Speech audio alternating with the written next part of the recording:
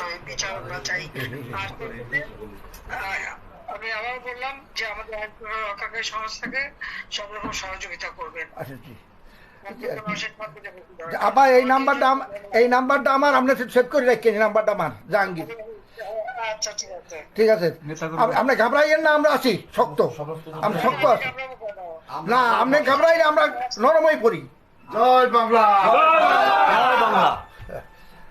আবার আপনি আমি ভাবলাম নাই, আমি আর এই ইতিমধ্যে সমস্ত ঘটনার পরে যে কত মানুষ মারা গেছে, আমাদের পুলিশ মায়ের ঝুলায় রেখে দেয়, আমাদের কর্মী মায়ের হাসপাতালে চিকিৎসা করতে গেছে তাকে টাইনে এনে ঝুলায় গুলি করে মারে, পুলিশের পিঠায় পিঠা পিঠা পিঠা মারা, এরকম বিভৎস ঘটনা কে দেখছে?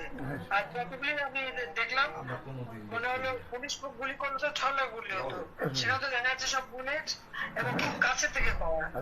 তাহলে আবার বোরকা পরে ছেলেরা বোরকা পরে বেরিয়েছে যে নেমেও মানে এই সমস্ত জঘন্য কাজ এখানে হচ্ছে। তো যাই হোক, দেশটাকে নিয়ে যে একটা খেলার মানে যে বস্তু পেয়ে গেছে, এই দেশে মানুষ রক্ত দিয়ে স্বাধীন করছে, সেটা তাদের মনে রাখা উচিত। আর এত উন্নতি করছে নষ্ট নয়, সেটাও তাদের বিবেচনা করা উচিত ছিল যে তারা তো নিজেই ব্যবহার করবে। আমি তো ব্যবহার করবো না, বা আমাকে ব্যবহার করবো বলে তৈরি করিনি, তৈরি করেছি আমি সাধারণ মানুষের জন্য, মানুষের সেবা দেওয়ার জন্য, মানুষের জীবনটা উন্নতি করার জন্য, তাই না? জি জি কাজে আপনারা যেভাবে আছেন আমার মনে হয় সবাই থাকেন, আর আপনারা ব্যবস্থা যথাযথ মর্যাদার সাথে পালন করেন। শেখ হাসিনা ভয় নাই, আছি জি, আপনি হ্যাঁ ঠিক আছে, দোয়া করেন আবার।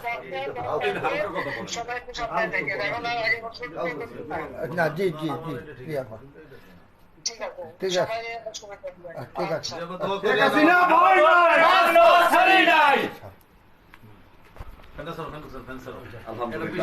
প্রিয় বরগুনাবাসী, সারা বাংলাদেশের যারা লাইভটি দেখেছেন, মাত্র আমাদের মাননীয় নেত্রীর সাথে কথা বলেছেন বরগুনা জেলা আওয়ামী লীগের সংগ্রামী বিপ্লবী সাধারণ সম্পাদক জনাব আলহাজ মোহাম্মদ জাহাঙ্গীর কবির কাকা, জনাব আলহাজ মোহাম্মদ জাহাঙ্গীর কবির।